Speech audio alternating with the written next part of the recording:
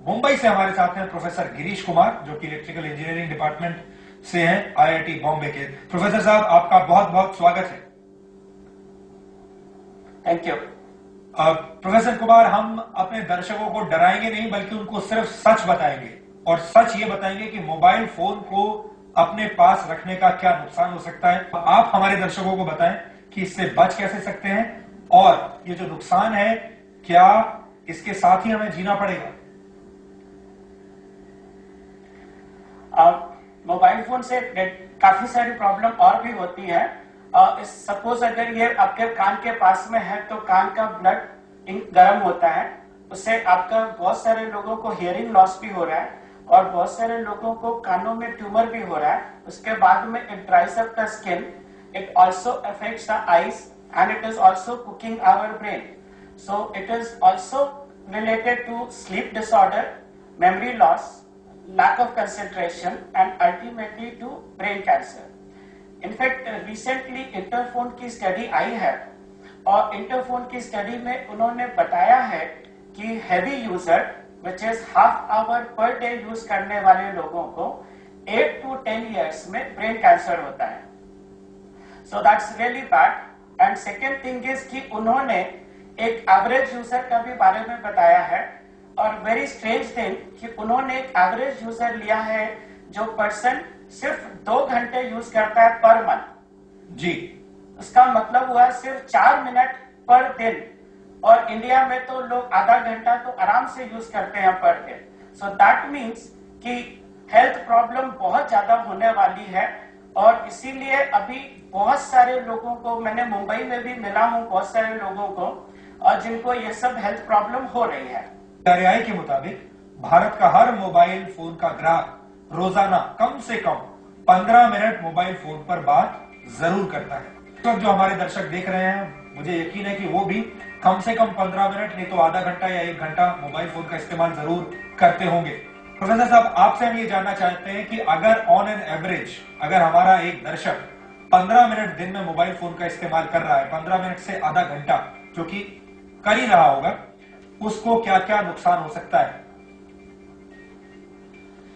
हाँ, सबसे पहला जो नुकसान होता है वो हियरिंग लॉस हो सकता है और ईयर में ट्यूमर हो सकता है, और दूसरा जो है sleep disorder, lack of concentration, memory loss, and ज्यादा यूज करने से ब्रेन ट्यूमर तक भी हो सकता है। उन लोगों को और भी बहुत सारी बीमारियां हो सकती है।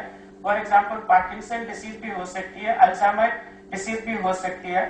सो बहुत सारी प्रॉब्लम है, और लोगों को समझना पड़ेगा कि जो मोबाइल फोन का इन्वेंशन हुआ था वो इमरजेंसी यूज के लिए था, और हमारे यहाँ पे वो लोग हमेशा यूज करते रहते हैं जी। तो इसका बचने का तरीका है कि आप जितना ज्यादा हो सके लैंडलाइन को यूज कीजिए। अगर आप लेट्स से अगर हेडफोन यूज करते हैं या ब्लूटूथ यूज करते हैं तो कोशिश कीजिए कि आप कम से कम 1 फुट दूर अपने मोबाइल फोन को रखिए। जबकि मैंने देखा है लोग मुझसे पूछते भी हैं कि क्या वो हाथ में रखें या वो अपने पॉकेट में रखें या वो नीचे पैंट के पास में रखें। तो उसके लिए मैं एक ही चीज बोलूंगा कि उनको डिसाइड करना पड़ेगा कि कौन सा बॉडी पार्ट उनको अच्छा नहीं लगता है, तो उसको नुकसान पहुंचा सकते हैं वो। जी जी। तो अब इसका प्रोफेसर साहब, इसका सॉल्यूशन क्या है? जैसा कि आप कह रहे हैं कि मोबाइल फोन का जो आविष्कार हुआ था वो इसलिए हुआ था कि इमरजेंसी में आप इसका इस्तेमाल करें, लेकिन अब ये इमरजेंसी नहीं है, ये बिल्कुल आम जो है जरूरत की चीज बन गई है। तो हम लोगों को अपना जो लाइफस्टाइल है कैसे चेंज करना होगा? इसका ना एक दूसरा भी सोल्यूशन है। See for example I like to mention, थोड़ा मोबाइल फोन से 1 मिनट के लिए हटके we will talk about cell tower radiation, and फिर मैं वापस इसके ऊपर आता हूँ जी। सी इंडिया में हम लोगों ने वर्स्ट रेडिएशन नॉर्म अडॉप्ट किया है पूरी दुनिया में। हम लोगों ने ICNIRP गाइडलाइन अडॉप्ट की है, which the guideline itself says it is for short term exposure and not for long term exposure। और वो जो हमने गाइडलाइन अडॉप्ट की है, अगर एक्चुअली में मैं उसको लेके मानूं, जो बोलते हैं ये लोग सेफ है, वो कैलकुलेशन से आता है कि एक इंसान को आप 19 मिनट्स माइक्रोवेव ओवन के अंदर रख सकते हैं। आई एम श्योर कि कोई भी इंसान नहीं सोच सकता या चाहेगा कि वो अपने आप को या अपने बच्चों को 19 मिनट्स माइक्रोवेव ओवन में रखे। तो इसीलिए ये गाइडलाइंस बिल्कुल बेबुनियाद है। और बाकी कंट्रियों में मैं बताना चाहूंगा, for example GSM 900, India has adopted 9.2 watt per meter square. Russia adopted 0.02 watt per meter square, and in 2010 Australia has adopted 0.00001. So we have adopted 100 times to 1000 times more radiation than other countries. Ji, So solution इसका ये है कि we should have more number of towers and each tower should transmit maybe Less. 1/100 of the power. जी। तो Right. Professor साहब, हमारी जो सरकार है, इसका मतलब ये हुआ कि हमारी जो सरकार है, हमारे जो टेलीकॉम के जो नियम है, वो हमारे साथ खिलवाड़ कर रहे हैं, वो हमारे साथ खेल रहे हैं। और जो टावर्स इतने सारे जो लगे हुए हैं, उनके रेडिएशन के बीच में हम लोग जी रहे हैं, और हम शायद ये जानते भी नहीं कि वो टावर से जो रेडिएशन निकल रहा है वो हमारी जिंदगी कैसे खराब कर रहा है। बिल्कुल।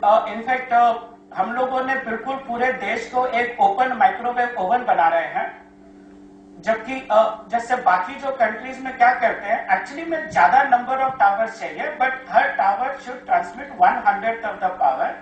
तो उसमें क्या होगा, you will have more number of towers and tower will be close to you. And अगर टावर आपके पास में है तो मोबाइल फोन को लेस रेडिएशन भेजेगा, तो भी वो नियर के टावर से पहुंचेगा। एक और भी तरीका है कि people should see what is the SAR value of the mobile phone, which is specific absorption rate.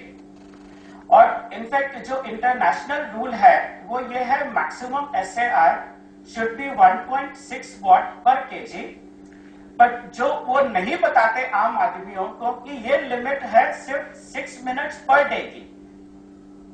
तो सपोज आपका SAR अगर 1 watt पर kg है तो मैक्सिमम आप 10 मिनट्स तक यूज कर सकते हैं। प्रोफेसर साहब, मेरा एक सवाल है, इसका मतलब ये हुआ कि हमारे सरकार में जो टेलीकॉम डिपार्टमेंट के जो लोग हैं जो कि फैसला लेते हैं, TRAI में जो लोग बैठे हैं जो कि फैसला लेते हैं, जो गाइडलाइंस बताते हैं, वो सही गाइडलाइंस को फॉलो नहीं कर रहे हैं और वो सही नियम यहाँ लागू नहीं कर रहे हैं। उन लोगों को ये सारी जानकारी क्यों नहीं है? नहीं, ऐसा नहीं है। मैंने उनको, मैं पिछले साल में 4-5 बार गया हूं। मैं TEC लोगों से मिला हूं, TRAI लोगों से मिला हूं, DOT के लोगों से मिला हूं।